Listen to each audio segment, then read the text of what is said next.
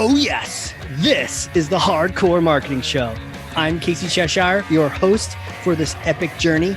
Today's show is sponsored by Ringmaster, on a mission to launch B2B podcasts that create relationships, generate revenue, and drive growth. Ringmasterlive.com. Bam. And here it is. I've hit the button and we are getting started on this podcast today. I'm not sure why I'm talking about like a robot, but this is going to be fun. I can't wait to introduce the guest today. He is a powerhouse. He is a visionary entrepreneur, recognized rising star, attorney turned marketing thought leader and speaker, and yes, attorney. And I will say one of the friendliest attorneys I've ever met. For Pete's sakes, he's the vice chair of the Big Brothers and Big Sisters of Central Florida. Come on now. Host of the Exhibit A Attorneys Facebook Live show, host of Getting to Know Orlando, the Oh No Show, managing partner of Jordan Law, Florida, president of LegalEase Marketing, Jordan Ostroff. Welcome to the show, sir. And now I'm out a couple $100 for bribing you into that wonderful intro. No, yes. Man, seriously. Thanks for having me. I'm excited to be here. What did we say? We said 350? Is that what we said? Yeah, that's fine. Okay. And is this a contractual, how does it work? An audio contract? I haven't done legal work in so long that I'm at a loss of what mutual assent is there. Right. And here comes a preamble. This is not a legal show. Please consult an attorney before taking our advice. Man, I'm so glad to have you on here. We're going to talk marketing, and I love your background and I love the approaches that we've started talking about before we even began. So I'm going to stop talking and I'm going to pass you this thing. It's heavy, but you look like you can handle this. So, okay, here we go. All right. Can you grab it? Thor's hammer. Just grab it. All right. Whoa, you fell. Grab it again. Had I have known, I could have had my Infinity Gauntlet with me. Oh, you have the Infinity Gauntlet. Right. Yeah. Well, that might be too much weaponry. So take Thor's hammer, smash for me some kind of marketing myth, bogus strategy, misconception, set the record straight once and for all. Cold spam, cold outreach, all that stuff is the fucking worst. And I don't know who sold you on some mass tactic, but it's awful and it's ruining your brand and your long-term success. Preach. Why are they doing this? Why do people do that? Why do they let people talk them into it? It's easy for the marketing company. It's easy to download a list and blast out to 100,000 people, and the 1% response rate will be more leads than you've had and all that other stuff. But man, it sucks. It sucks for you. It sucks for the people getting it. It sucks for your long-term success. It sucks for, those people trusting you. And it just is a quick way to make I guess it's a way to make a quick buck at the expense of a lot more money and a lot more success later. I have a confession. Can I confess to you? I know you're an attorney, but I don't know if you're a confessor as well. I don't know if this is guarded by attorney-client privilege in front of millions and millions of people. You're sharing this out to everybody. I'm sharing this. Pierced confidentiality. I've pierced it. I pierced the veil. Okay. So I got LinkedIn spam today and I just was not feeling it. So I actually told the person, I wanted to call him a name, but instead I said, your actions. I said, this LinkedIn spam you're doing is making you look like a Muppet. And then I did a GIF of a Muppet just going doo-ba-doo-ba-doo-ba-doo-ba-doo.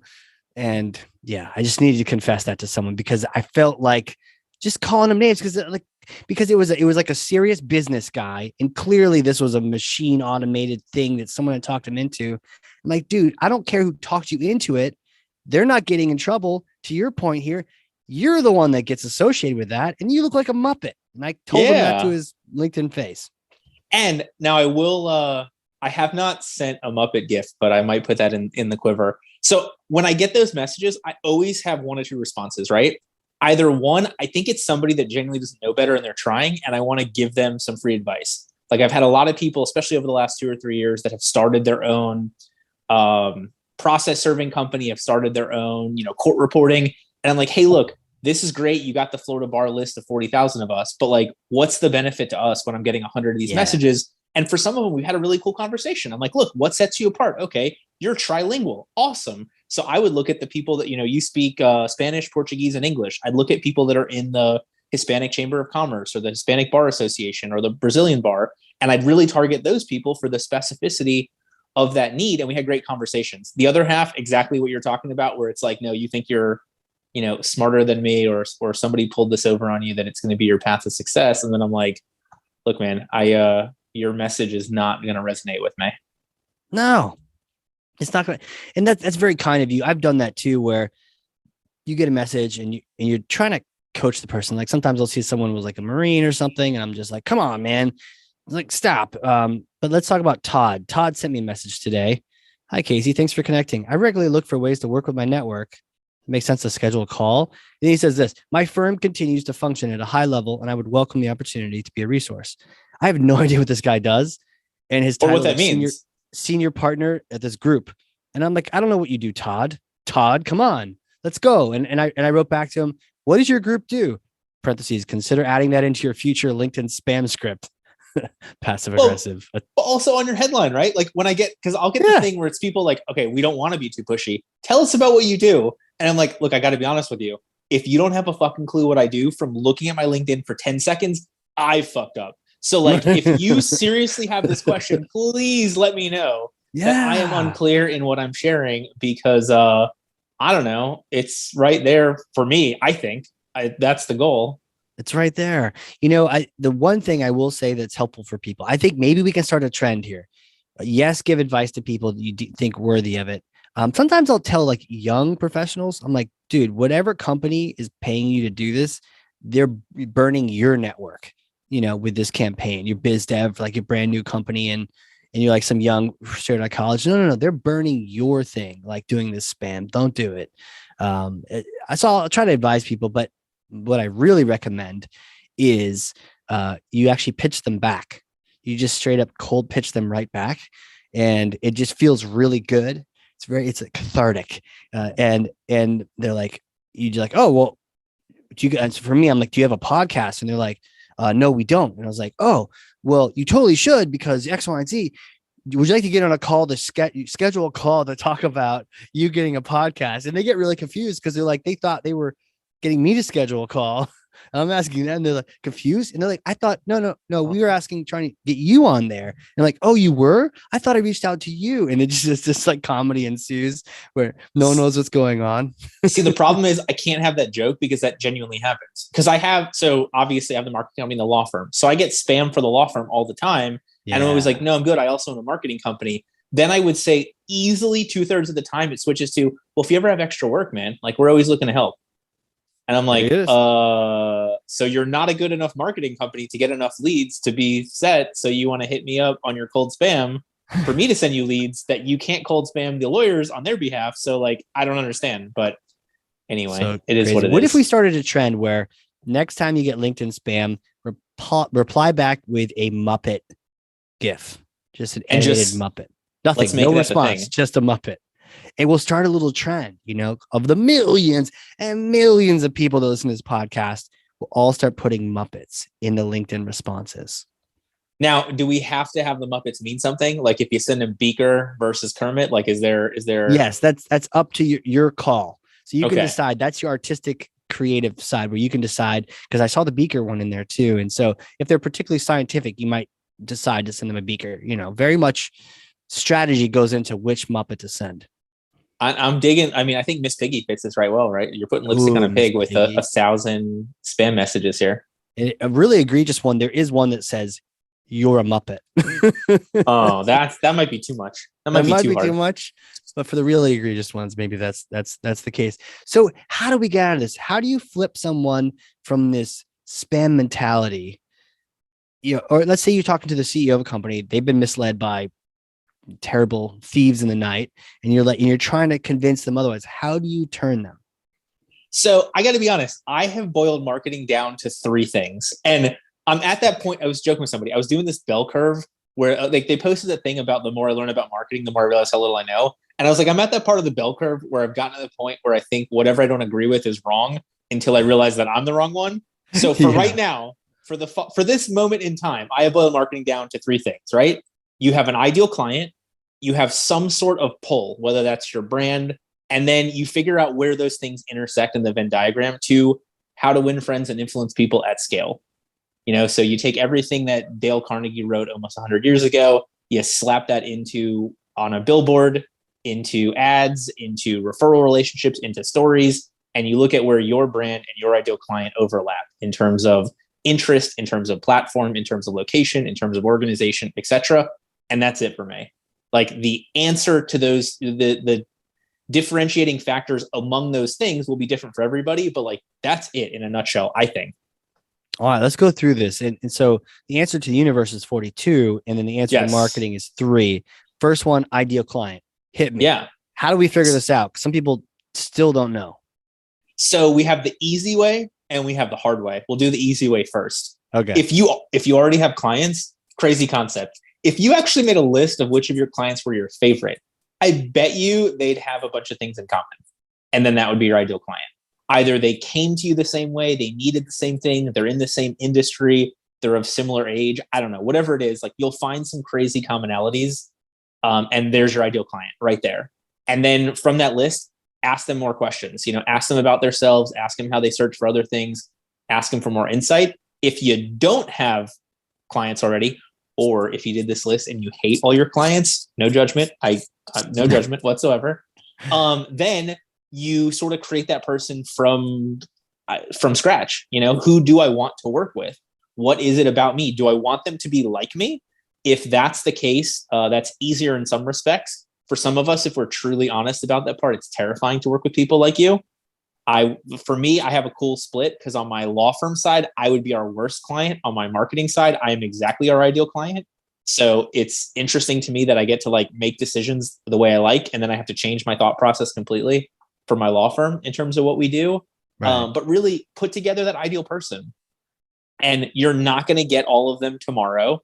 And you can take, if you look at them as that bullseye on a dartboard, you can take people 1 rung out, 2 rungs out, 3 rungs out, and work your way in. But like you just put it together and you stay on top of it. And if it changes, it changes.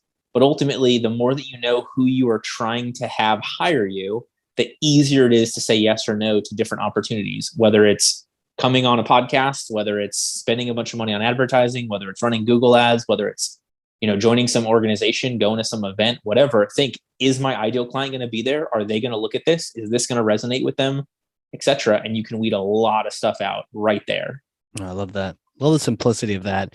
The idea of it using it as a filter too. Should I do this or not? It's like your magic 8 ball. Should I do this or not? It's not if you like it, if your cousin works at that thing, it's is this going to help you find more of your ideal client? If so, do it. If not, don't. It's like, come on, stop complicating things. Right. Correct. It's easy. And I am to tie this back to our initial point. I am of the belief that nobody's ideal client is the moron who got one cold message and is like, oh my God, I need to spend thousands of dollars with that person. Because what's going to happen? They're going to get cold messaged by somebody else 3 weeks later and be like, oh, fuck you. This dude's doing it cheaper. Or or this lady sent me, this lady was featured on Forbes. And so I need to hire her to do the thing that I already paid you for because I got a message there. So, the phrase comes to mind, how they find you or how they buy you is also how they leave you, Yeah. The reason they bought you in the first place is also going to be probably the reason they leave you. And if they bought you on a whim, on a one night stand on LinkedIn, they might leave you that way too, or if they needed customer service and you take your eye off of that, maybe that's how they're going to find somebody else. Crazy. I like that. What's number 2? You said, is it brand pull? Is that what it is? Pull, cool. Brand, influence, whatever you want to, whatever term you want to give on it. Because look, we all have a brand, even if we don't know that we do, or even if we don't put any effort into it. So for me, the Hawaiian shirt, part of the brand. It's something that stands out. Yeah. Good look. Thank you. I appreciate it. It fits my body type very well too. Also, yeah. So, and I feel more comfortable, right? Like it's unique. It's genuine to me. It's authentic, etc. And other than like that time frame where people thought I was interested in white power for whatever stupid group was doing the Hawaiian shirts, I've only gotten positive. They can't have them, man. Those groups cannot have Hawaiian shirts because we're not giving them up. We want them.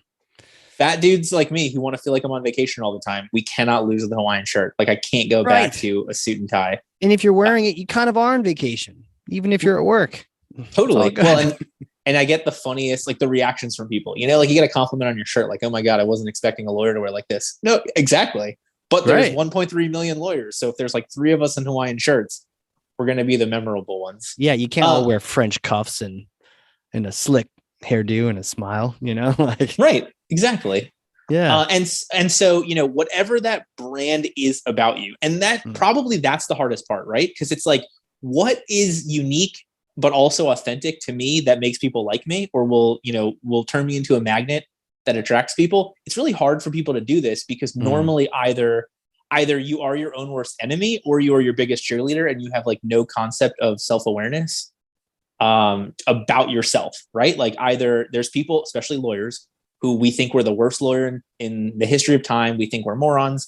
And then there's the other group that think we are God's gift to the legal profession. And really, most of us are like pretty close to, the middle, being average. So you really have to take that look of, what do I like? What image do I want to portray? How do I want people to see me in a way that's also genuine and authentic? That's not fake it till you make it. Like, this is truly put yourself out there and see what happens. Yeah. Love it. Talk to me about unique, because that can be a bit of a sticky point. How the hell do we know it's unique? Is it really? I mean, I hear a lot of unique is like, oh, customer service. Well, yeah, they say that too. And you're not the best at it. Like, you don't know that empirically. So how do you create a unique? Like, beyond the shirt that's unique, but then does your company have a unique? Like, how do you establish that? Yeah. So the one that I always get is, we are a client-centered firm. Yeah. I'm like, listen, dude, if everybody says they're client-centric, nobody really is. Yeah. So the thing for me, okay, so the Hawaiian shirt, right? So we'll use that as a good example. So what do you think of when you think of Hawaiian shirt, right? Like, you're not going to get super overly professional. You are going to get more creative and interesting. So in all the stuff that we write for our marketing materials, there's references to, 80s and 90s movies. There's jokes and stuff. There's pop culture in there. Like, you're not going to expect to get the, like, we did a ton of research, and according to the 78% of people responded to this. Like, that's in there, but it's buried underneath like a Terminator 2 reference of I'll be back or something like that. Like, we've got that in there. And to be fair, I get messages of people who are like, you're not professional enough for me. I never work with you.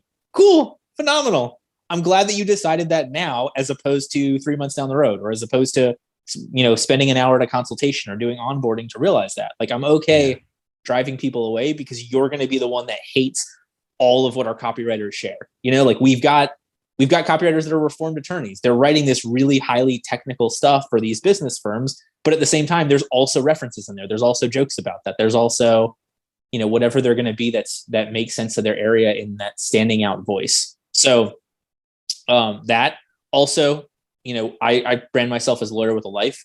So we are huge on work-life balance inside our companies. So is that necessarily a unique thing that our clients are going to jump on? Not as much, but from an internal standpoint, like, I want clients that understand that if our team says we can't meet with you at 3 because so-and-so needs to go pick up their kids from school at that time, I want clients that get that. So we put a lot of that stuff out there. If you want your firm to be that, or you want your marketing company to be that robot that's there 24 hours a day, you can go with somebody else, because I don't want to run my company like that.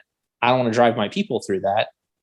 So there's all these ways where, like, that one decision will snowball in a good way to a bunch of other things. And you really have to make sure that you're committed to the end result of all of that stuff. Yeah. You gotta be in and make sure it happens. Huh. Yeah. And to directly answer your question, I guess that was sort of the indirect answer. So you need to have like those 3 to 5 unique selling propositions, individualness, unique statement, like whatever you want to call it. And you'll know that it's right when nobody else fits all of them. There'll be people that are 2 out of the 3. There'll be that are 4 out of the 5, but like, nobody's going to fit all of those things. And that's when you know that you've been unique enough. That makes a lot of sense, man. The combo of it. It's a unique combination. Right. So, I don't think there's anything, unless you have a patent or trademark, which isn't going to exist for services for the most part. Right. Everybody's going to be able to jump on some of the things, but how do you put that whole thing together in a way that nobody else can get? Is it a price point? Is it availability? Is it a specific tactic? Is it, how you treat people? Is it the customer service? All those things together as a whole that become things that they can't find anywhere else. And then you also get the benefit of having no competition.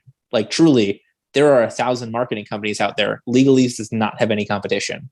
because nobody checks all of our boxes, which Nobody checks those boxes. Yeah. I genuinely don't understand that part, but that's why I started a marketing company, because I got burned by a bunch of legal marketing experts that really weren't legal marketing experts.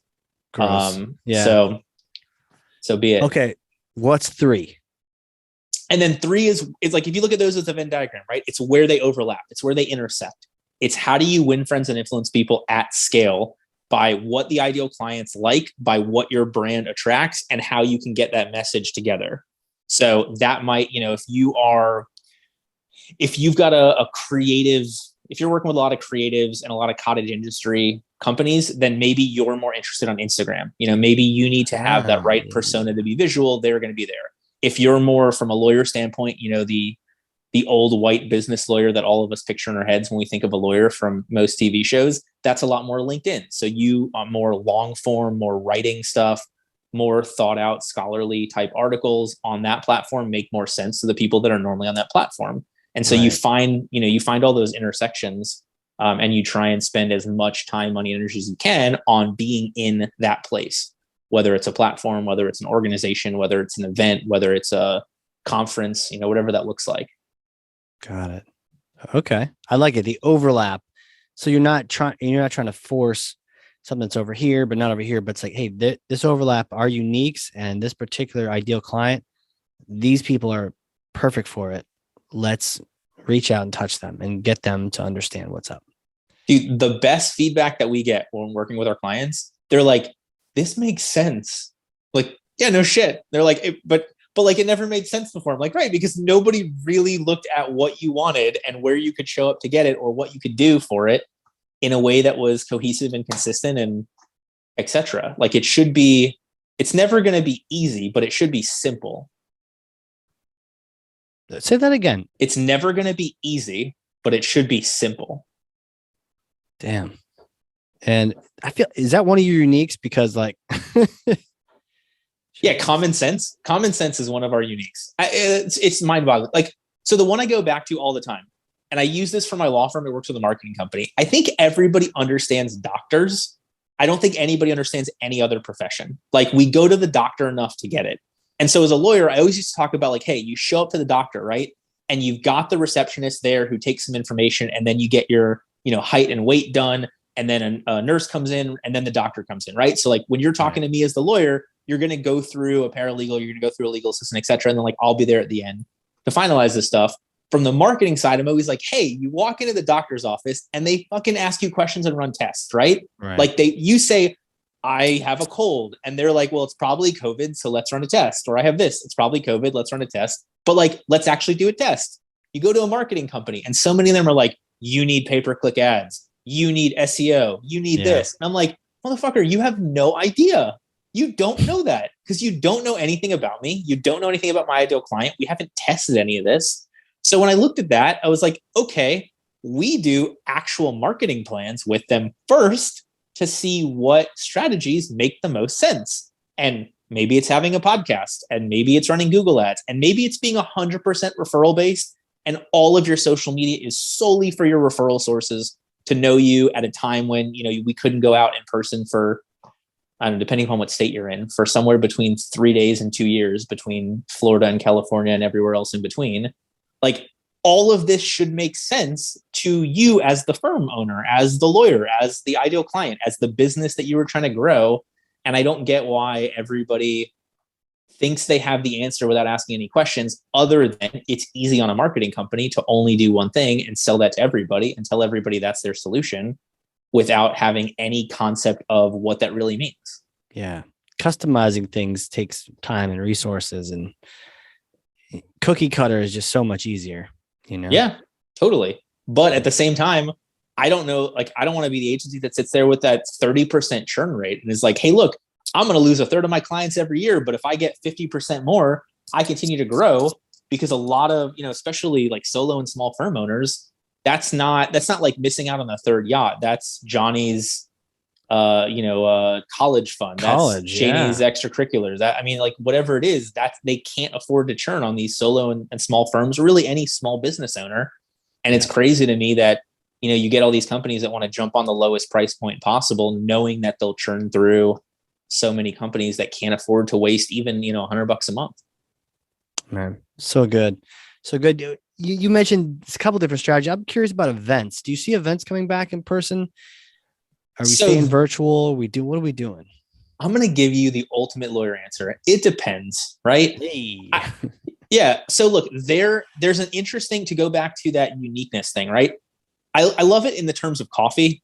I don't even drink coffee, but I find coffee to be the most fascinating thing because Starbucks made coffee into a culture, right? Like it's not just a thing. It says so much about you.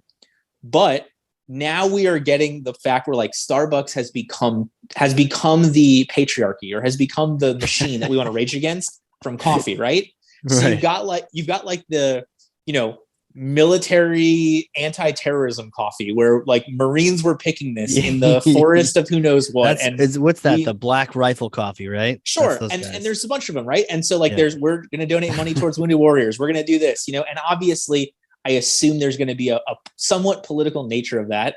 And then you have the other end of the spectrum where it's like, our beans consent to being picked before we take them. And at the end of the day, you're like, it's fucking coffee. But we've really created this concept of the entire brand from a political standpoint, from a environmental standpoint, like whatever that looks like. We've put so much more into this than need be. Right. And so it's interesting to me to figure out these companies that are truly committed to a very specific thing, brand identity, client, customer, whatever you want to call them, in a very specific and niched way to stand out. Because at the end of the day, it's just dirty brown water, and it basically all tastes mostly the same. I will say I have gotten into drinking it black, and that's the real definer of like, is this actually good coffee or not? Because you can disguise it with all that fun, but if you're drinking it black, you're drinking the brown water itself. So you know what? I got my little cup of Cumberland Farm iced coffee over here. The only reason why is because they're giving away free coffee for like 2 weeks because of a brand new store that opened up. And I'm like, hey, great campaign. I'll be in. And you don't have to buy anything. You don't have to even buy gas. You just stroll in, fill up with some coffee, stroll out, call it a day. You're like, thanks. It's good. It's amazing, right? Yeah. And so but we're not all going to have that invented like politics and every kind of brand you can imagine to try to label on top of something that is essentially the same thing and tastes the same way. Yeah, but it stands out, right? There's how many millions of coffee companies, and there's the Starbucks, there's Dunkin' Donuts, but then like I gave you an example and you said Black Rifle. Clearly they're doing something right to show up.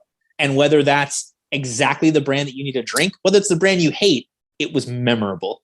It stood out, you were aware of it, and ultimately like that's the first step. If people don't know you exist, they can't form an opinion of you positively or negatively. They just don't know about you, period. Yeah, there's a ridiculous video they made about walking through their office, like shooting bad guys. It was like absolutely ridiculous. And it was great. It was funny. And they got me. I haven't ever bought their coffee though, because Companies is free. So yeehaw. But I know it's there, to your point. And so at least they got me started thinking about it. You know what's interesting? This reminds me of, I learned about Cuban cigars a couple of years ago. And for the longest time, this might still be true. I don't know if they've changed it since, but for the longest time, Cuban cigars are all fancy. And I used to, if I can get one, you can't really get one in the US. And so for those that don't know, they used to be forbidden in the United States. There was a blockade. You couldn't get them. But you can get them in London and other places. Well, they have all these different wrappers and brands and shapes and kind. They're exactly the same. They're all literally the same leaf wrapped in different things. And what they would do is they'd sort these bundles of leaves by different colors. So like, these ones are a little darker here. Let's make these in the darker one. But they're all literally the same leaf, but they were packaged as like, Romeo and Juliet or this and that. And it was literally the same thing. But it got me thinking about your coffee thing. How many coffee beans literally come over from the same, place in Colombia, the farm, and they're literally packaged something completely different. Yeah. Dude, and they've done this study, right? They've done every study. The one that's my favorite along what you're talking about, they set up these, it was a free food option. And in one place you got paper plates and you got chicken and mashed potatoes. And in option 2, you got super fancy plates on glassware and you got, a range free roasted chicken with herb seasoning, and you got, home style mashed potatoes with a garlic aioli. And it was the same thing. And they had people rate the food. And sure enough, the more, the thing they said that we'd expect to pay $20 for this, it was more expensive on nicer plates. It had more wording, whatever. And the other stuff we'd expect to pay, $5 or $6 for this. It was cheaper. It was all right. It hit the spot, and it was the same thing. But we've created this entire culture and expectation around the product, around the service, around the experience. And I don't mean that as a bad thing by any means. No. I think you get people that the height of being rich, right, is the opportunity to spend more money to get served better or to get the express lane or whatever it looks like. So there's nothing wrong with it. It's just the companies that have really jumped on taking that to the nth degree are the ones that are going to really resonate with clients, that become those primal brands, that become that, raving followers, that become that group that survives, an oncoming recession or whatever, whatever we're looking at over the next couple of years. Yeah. No recession or whatever. Yeah. And that leads to my next question, which is, what's challenging you right now? What's the biggest challenge? Maybe keeping you up at night or just kind of bugging you? I mean, look, the biggest challenge is stopping the amount of fucking bullshit spam that I get, right? Like that's no, but seriously, for me, I sit in this interesting place, I think, because ultimately, like, I am a lawyer. My law firm goes through a lot of this stuff, and then I help other companies create the same, other law firms create the same benefit off of what works for me or what didn't, or the strategies behind it. Yeah. So I'm really intrigued by this concept of helping lawyers understand when it's time to be a firm owner or when it's time to give up being a firm owner and go back to having a job, especially with what we've been through for the last 2 years, especially with whatever's coming down the pipe.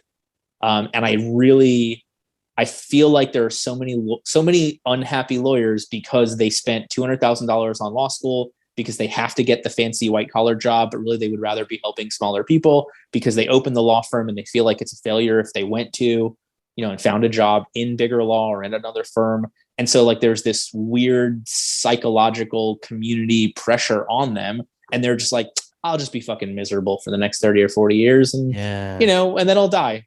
It's just mind boggling to me how many people are committed to that. So that's what I hope to help break, because in the days that suck, if you enjoy what you're doing, you get through it a lot better. Whereas if you hate what you're doing, even days that are good, in the back of your mind, you're like, when's the next problem? When's going to be the next issue? Why am I still miserable even when I'm making a bunch of money? Right. And it's crazy to me that so many people commit to that. Yeah. Like there is a better way. It doesn't have to be like this. Don't suffer for the next 30. You pile up money or get yourself out of debt, and then you realize it's time to die and you don't have any runaway left, man. Yeah. Life's too short not to really find the sweet spot. And there's nothing wrong with deciding to, go work at that other company or take a break or whatever. It's great that you figured it out and you found some different paths, and probably the hard way. And then eventually you're just trying to, do you counsel people on this? You coach lawyers as well as doing the marketing, or? So no, I refuse to coach. So, this whole thing we've talked about, the customization, right? So from a marketing standpoint, it's really easy for me to work with somebody on their customization. Mm-hmm. From coaching, I don't get it. Like, I don't know it well enough to tell you like, well, this is what I did. For me, like, I work 2 days a week. So when I set up my firm, I set up hiring people to take as much off my plate so I can have my 2 days a week, and same thing for the marketing company. And that was my decision. And it's really hard for me to look at somebody who's like, oh no, I want to make $1 million a year, and I don't care if I work 90 hours a week, and have anything to give them, when all of my pull is like, dude, I'm spending more time with my kid than I ever have. And he's 4. And by the time he hits school, then I'm going to lose, 20 something hours a week with him. Right there. And then like, who knows what, dude, school, like who knows what he's going to learn. Seriously. And pay all that money for it. Fun tangent aside, how in the world can you possibly work with other attorneys? And then how many cycles do you guys go back and forth on your agreement? Like, do they all want to modify it and update it and change the state? And like, or is it easier because you are an attorney and help me out? No one reads it. None of them read it. What? None of them. Let me rephrase. I've genuinely had not even 5% of our clients, maybe 3% of our clients send me any question about the contract in any way, shape, or form. And like, that's day one of law school. But like, honestly, look, every time you update your iPhone, right, and you get the new iTunes service or whatever it is, that's like 25 times longer than the Declaration of Independence. Like, we've created these, user agreements that are never going to be read, that are way longer than the foundation of our entire fucking country. And so we have a 2-page contract. And like, at the same time, what are the odds of me suing somebody for it? Like, that's a whole nother can of worms. So you have all these law firms that put together these 15-page agreements, and then like, they're not going to, you're not going to enforce them. You're going to, everybody wants to come out of it with as clean hands as possible to help the relationship, to understand what's going on, whatever that looks like. So like, what's the point about putting all this bullshit into it? So, we've got a couple things. Mostly it's like charging your credit card on payment plans and stuff like that, because I specifically have to have it and whatnot. Otherwise, it's like, look, this is what we're going to do. This is what we expect from you. And everybody, let's hold up our end and everybody be happy. Wow. I like that. I'll have to talk offline. I'd love to either see that or swap some notes with you and maybe get some of your help on mine, because in the past, I really liked the sort of simple agreements with plain English saying, look, this is what we're going to do. And if I need a paragraph with all caps and legalese, fine. But for the most part, just let's get to work, right? Let's not bicker on all these little details over here. Let's build some value. Let's get you some new clients, And honestly, I'll send you a copy of ours. No problem. Oh yeah. But honestly, like, in the email that has our contract, it says exactly what we talked about. It's like, Jordan makes us do this. It's the only time you're going to get lawyers speak. Just read it and, let us know what questions you have. Yeah. I love that. Love that. It's like a real person approach. Again, back to the brand, Hawaiian shirt. You're getting, look, let's dot the I. Don't worry about the T. Let's get going, start. So I dig that. Where's the future going for you? What are you excited about? What's coming around the bend in the future that you're excited to really just jump into?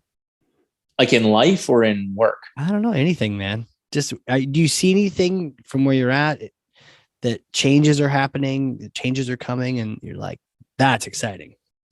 So if we want to go like complete gonzo thought process, sure. I'm really, like, everything old is new again, right? Like, Tamagotchis came back, bell bottoms have been in and out a couple of times. So like, I think people want to get back to the 1980s, like, Stranger Things mentality, obviously not with like the underground and upside down and all that stuff. The monsters and stuff. Right. Forget putting that part aside. But like, there clearly is such a nostalgic love of everything late 80s, early 90s type style, right? And so how do we recreate that now? I really, truly think that we're talking about, and this is probably 10 years down the road, we're talking about a lot more VR, so people can go to like a virtual mall and just hang out in a virtual, like, all the shopping malls are closed. Nobody actually wants to fucking go in person. But like, if we can put on a headset and wander around a bunch of stores and just like digitally window shop, right? Like, Amazon has been too helpful to us. They know exactly if Amazon sent me a box every month with what they think I know, they're probably right. Like, I just want to wander.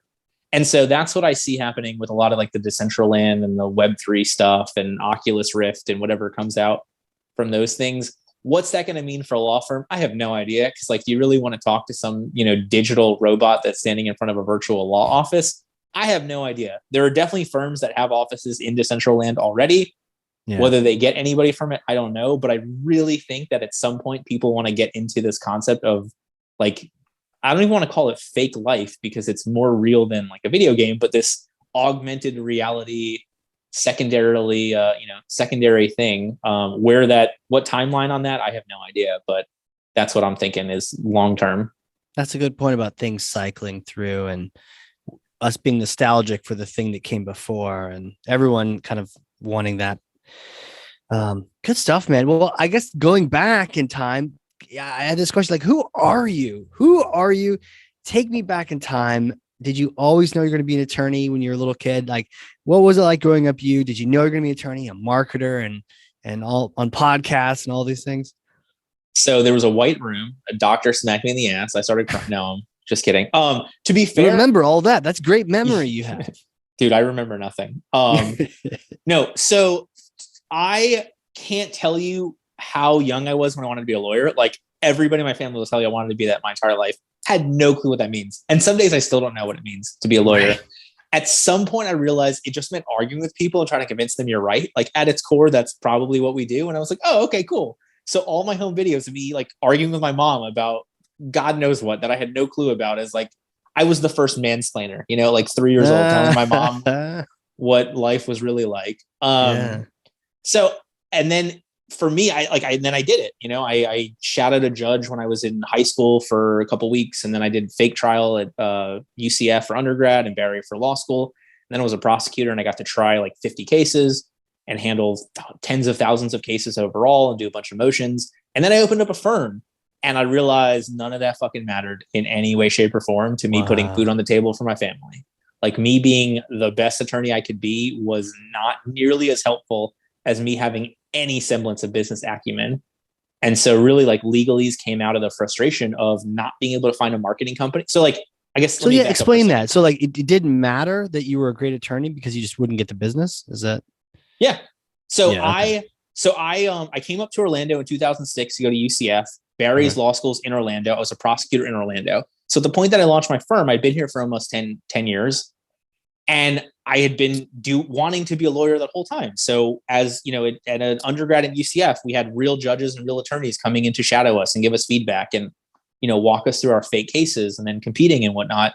So I generated like more money than I knew what to do with from me starting. As a prosecutor, when I left, I was making like $50,000 a year. I started out on my own. I generated like $15,000 in the first 2 weeks. And I was like, oh my God, like that's, a whole quarter of salary. I was like, man, if I hire one of these fancy marketing companies everyone talks about, like if they could do half what I'm doing, like I'll be a millionaire next year. And instead I blew all of it. Like, goodbye every dime that I didn't need to support my family from it, because nobody got it or nobody wanted to get it. And to their credit, I didn't have a sales process in any way, shape, or form. I wasn't tracking. I had an Excel spreadsheet to track stuff. I was following up with leads when I found the time. Like, there was nothing in place to build off of, but at the same time, like, they didn't check that. So all I'm sitting here, like, I'm paying you, $5,000 a month for Google ads. I'm signing up one $2,500 case a month. Like, that's not a good rate of return, even if it's my fault. Like, I could be the problem. You could be sending the best leads. I may not call them back quickly enough. I don't know. But like, that's still a problem for you, the marketing company. Right. And I realized, more and more, like, that was my job. My job was to be the director of marketing of my firm. Before I was a lawyer, that was it. Before I was a lawyer, I was HR. Before I was a lawyer, I was hiring and building systems. Before, and like, if I got through all those things, then I had the time to do the legal work. And so, like, I don't take anything away from great lawyers. For me, I was losing so much money on all the other stuff to then not have the time to be a lawyer anyway. And so I just finally committed to, I connected with Greg, who's my business partner on LegalEase, who comes from the big agency background. And really, he was like, hey, you just never did marketing 101, the ideal client and knowing this stuff and, and having any semblance of an idea of how to build a strategy. And so we, put it together for the firm. I got way happier. I started making money, I guess, period. Nice. I wasn't blowing, $200,000 I didn't have plus everything I did. And then we were like, wait a minute, this might work for other people. And so like, that was the whole thing. Like, our first handful of clients was friends in Orlando that I used to meet with every month to bitch about our firms, that I started saying like, oh my God, like this is exciting. I'm not spending all this money to get people that don't want to pay me the money I want to make anyway. I'm not doing this. I'm not doing that. And it was crazy to see. And then it worked for them. But we went through that same process. Like, who are you actually trying to get? How are you getting them? What are you interested in doing? Do you want to be the face of the firm? Do you want to be a marketer? Do you want to be a lawyer? Okay. If you don't want to be, if you don't want to be the marketer, then, having a podcast and interviewing all these people and doing all these networking things, like, that's just going to pull you away from wanting to be the lawyer. So then either you got to get more ad heavy, or you have to go hire somebody else or go work for somebody else to cover that side of the stuff. And it was like crazy to see the impact that those questions had, because apparently nobody else was asking them, or certainly not in the legal space in our area. Yeah. And in a responsible, caring way that actually wanted to see the results happen. A lot of people selling you clicks and widgets and half the solution, but you found the full thing yourself. And then you're like, let me replicate this for everyone else. Like, that's awesome. And to be fair, genuinely, the beginning of this was, am I special? And I found out I wasn't, in a great way. Like, I'm not special. There are the same foundations where everybody has a different answer, or everybody has different tactics or strategies or budget or whatever, but like, the concepts are the same for everybody. Right. Right. Yeah. A lot of people like to say, oh, like we talked about earlier, it depends. Well, some things depend, but some things are just the way they are. Like these are just de facto the way Yeah. they I mean, are. like look at social media, right? They will, Yeah. I'm sure everybody has 7 to 10 basics of social media that we all truly agree upon. Right. And then after that, it's like, hey, this is the trending audio for these 2 weeks. Or, oh my God, I show a little bit more chest hair in this one and more people do it. Or, okay, I have I have a call to action at the end of this that says this versus this call to action. That's slightly better. Like you can get as granular as you want with all this. But at the end of the day, it's like window dressing on top of the same foundation that everybody agrees upon needing to have. That's right. This episode has been sponsored by Chest Hair for Days, chesthairfordays.com. Yeah. So I've a bit of a hypothetical question for you. So Sure. I may actually have a time machine up here in New Hampshire. So Okay. let's say you come visit, we get some lobster, get some beer, whatever. And then you get a chance to use the time machine. It's in the backyard. And so we use this machine, but it's particular and it goes back in time. You get to meet yourself a couple days after your undergrad. And you get to meet that version of you. And I have locked things down so the space-time continuum will not be broken. You won't create flash points. Important rule. I like it. Yeah, okay. important rule. Good And you can reference. tell yourself anything you want. What would you tell yourself? What kind of advice would you give yourself? I mean, like what the easy answer, what is like Apple, Amazon, Tesla? That's probably no, I mean, honestly, this is the part that I struggle with from that question. Because ultimately I fucked up so much, but that's what got me here. Yeah. So like, how much information do I really want to tell myself? Probably it's like, look, dude, it gets better. Like I think that's probably the advice is not anything specific other than just like stress yourself out a little bit less as you go through the shit. Because ultimately, like if you want to get really philosophical, like we are the culmination of all of our experiences and our genetics and our being and whatever. So really you can't fault anybody for what they do based upon the fact that like they were made to do that from everything else that they've done, to the extent that whether you believe in free will or not, like there's still got to be some sort of wiggle room, but like you made the decision to go to law school, to learn to think like a lawyer, to do this kind of practice area. So I don't know how much I'd want to change any of my past. I mean, it would be great to avoid blowing all that money, but at the same time, like I don't know that would put me where I am today. Yeah. And those mistakes, while costly in terms of money and time, probably aggravation, led to you growing and freaking out and saying, not anymore. Let me figure this out myself. And then now you're helping plenty of other people out. And so you're right. If you remove that pain, then you may not be at that other place where you're at now. Yeah. Cool. I like that. So we're not changing the past, but it sounds like words of encouragement, like, you got this, man. Yeah, it'll be fine. And then at the end of the day, we all die. So, whatever. Yeah. You learn a bunch between now and then. You have a bunch of fun between now and then. You try and make decisions that push that day as farther down the pipe as possible. But like, I think everybody gets so wrapped up in sort of, like wanting life to be like a TV show when like that's not sustainable. Like nobody wants, every 40 minutes to have some terribly high stakes in your life. Like that would drive you nuts. Yeah, 100% for sure. And you get desensitized to it as well.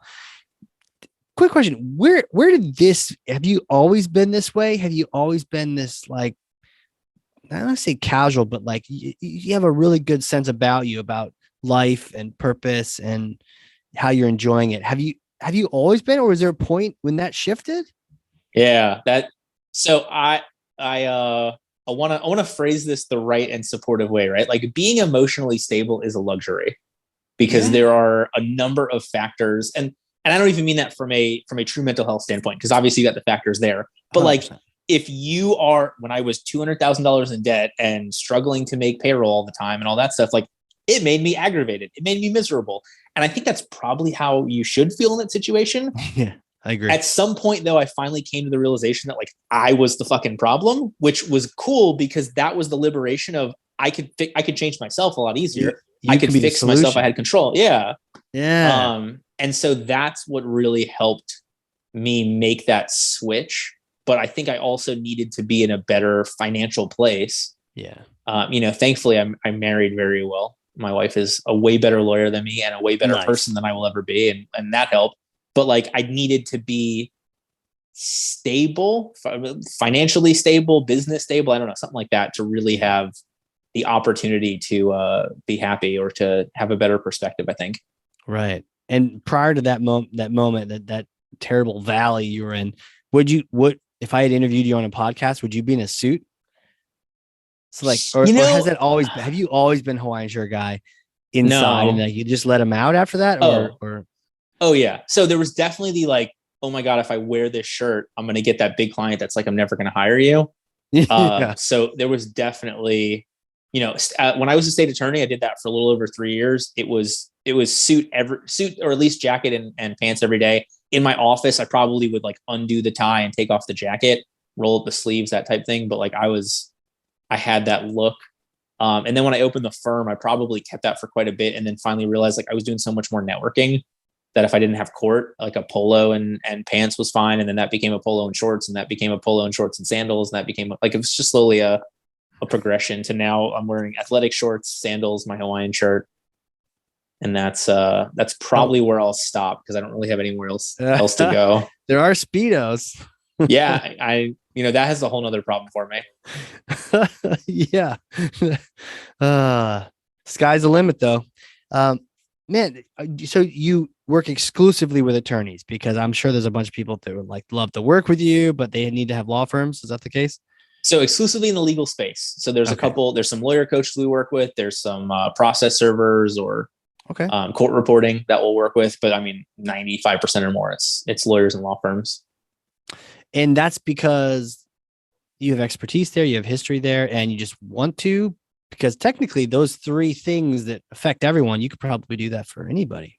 Totally. Yeah. I mean, look, at the end of the day, I have basically copied the Gary V model, only like specifically in the legal industry. So it allows me to socially listen really well because I need it. Like I need to listen as a law firm owner, going to conferences to learn from my firm just as much as I'm going to present and help that's other smart. people. So longer term, I'd love to recreate LegalEase across other industries, but finding that version of me or a slightly different version of me who's probably not financial advisor because you guys have the craziest rules, but who's an accountant, who's a realtor, who's, mortgage broker, and probably white collar professionals, dentist, those kind of things. I think it would be really cool because there is that like just little bit of business consulting from the industry knowledge that then translates so much better to a graphic designer, to a social media coordinator, to, whomever else that's nerdy and super smart when it comes to the actual marketing side.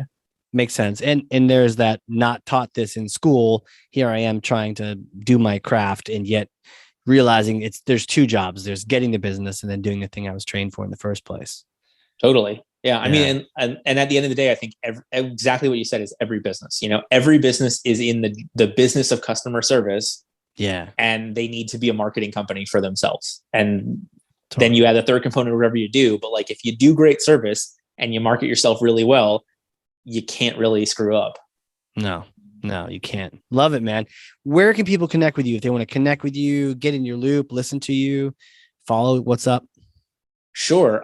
If you are, so you can go on LinkedIn, you'll get a little bit more businessy version of me. On, Instagram and Facebook, you'll get a little bit less. Do you wear pants on LinkedIn is what you're saying?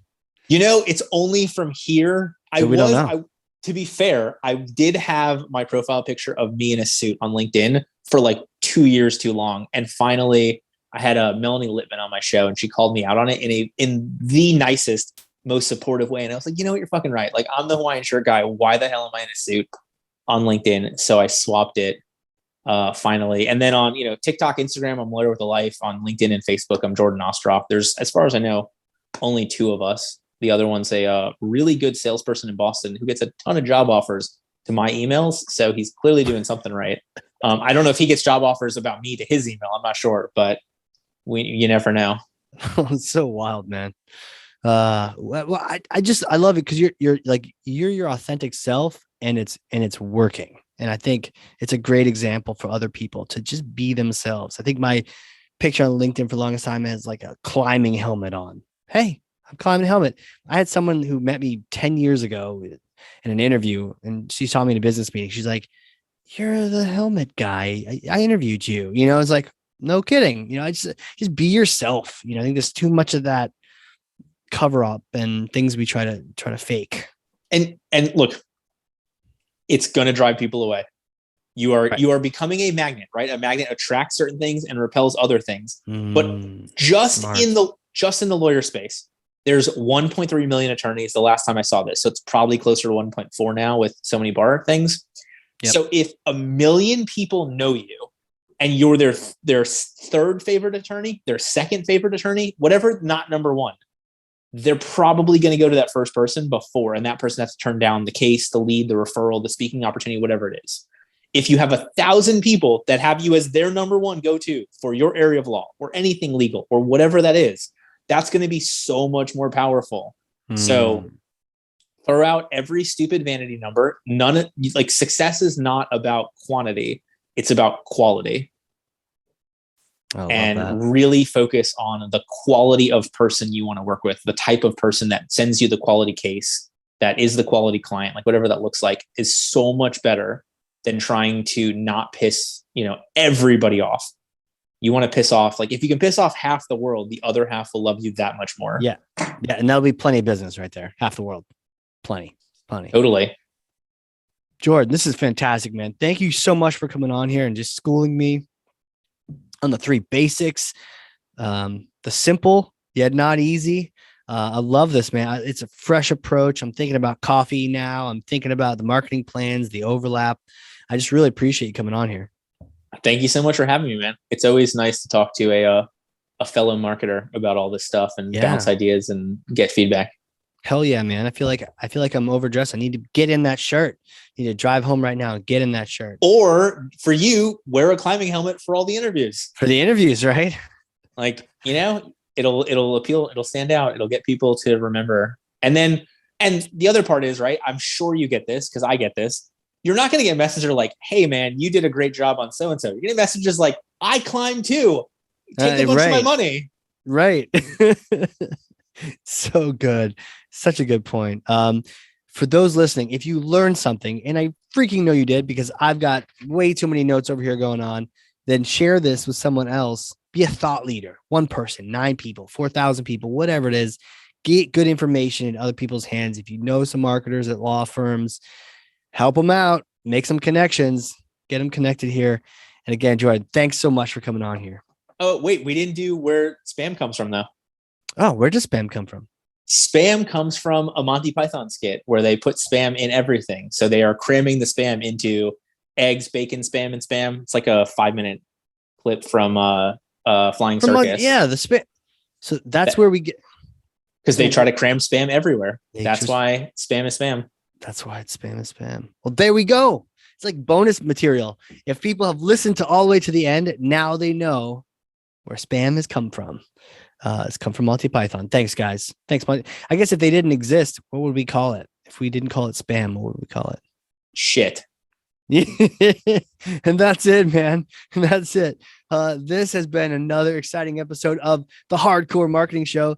We will catch you all next time.